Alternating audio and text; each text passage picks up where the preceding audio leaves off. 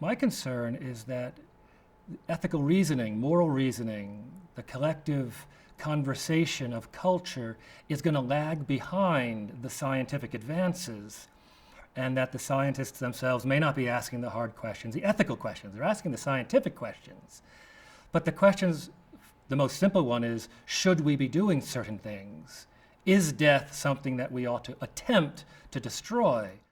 The primary, what we might call dilemma or dialectic, it's the distinction between therapy and enhancement and brain-computer interfacing, where micromechanical devices are implanted in the brain that assist quadriplegics or other people with severe disabilities to interface with their computer, to move a mouse around the screen, to be able to carry out tasks that they wouldn't otherwise be able to carry out. I have absolutely no problem with that.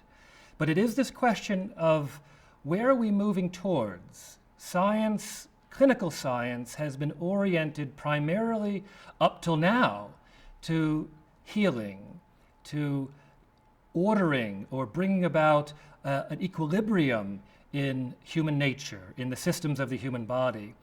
The Enhancement project, which I fear is becoming even an imperative, is not simply interested in healing or bringing about equilibrium in human nature, in the human body, in the human capacities, but in surpassing them, transcending healthy human capacities.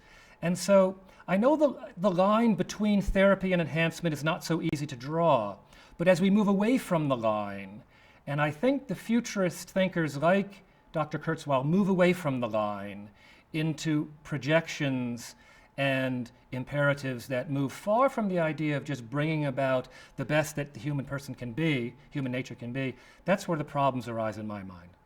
The great thinkers on human life and on what's good and on the concept of happiness, Aristotle, Socrates, Plato, Augustine, Aquinas, Jeremy Bentham, even up to our own time, the point that's always been emphasized is not physical perfection, but it's character perfection, moral perfection. That happiness doesn't arise from being excellent at some skill, but the deepest kind of human happiness arises from the kind of people we are, from overcoming fear, from overcoming cowardice, which is a fear of death, at least in the traditional understanding of virtue. So my question is, ought we be aspiring to immortality? Now, when I say this again, I'm not criticizing advancing technologies in order to overcome illnesses and diseases and heart failure. My dad died in his early 70s of a heart attack. I mean, I would have loved to have him with me for another few years.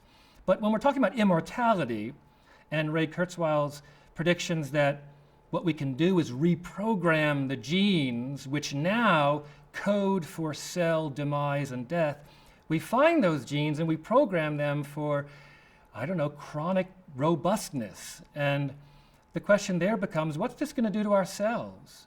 Because what does religion do for us?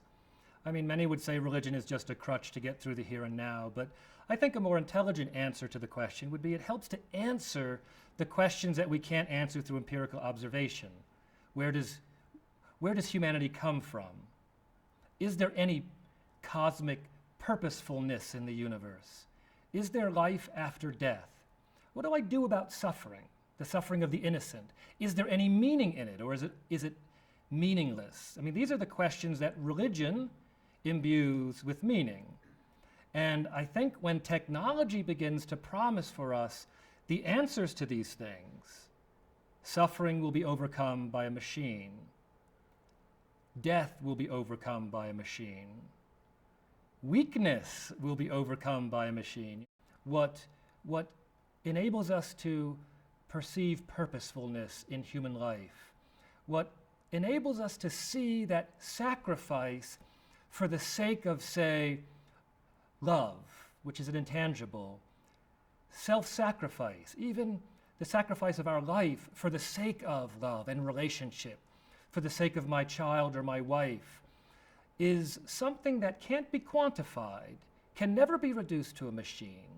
If a machine is only going to operate on utilitarian outcomes, benefits that can be measurable, is it ever going to understand when not to run away in the face of danger, and when to run away in the face of danger.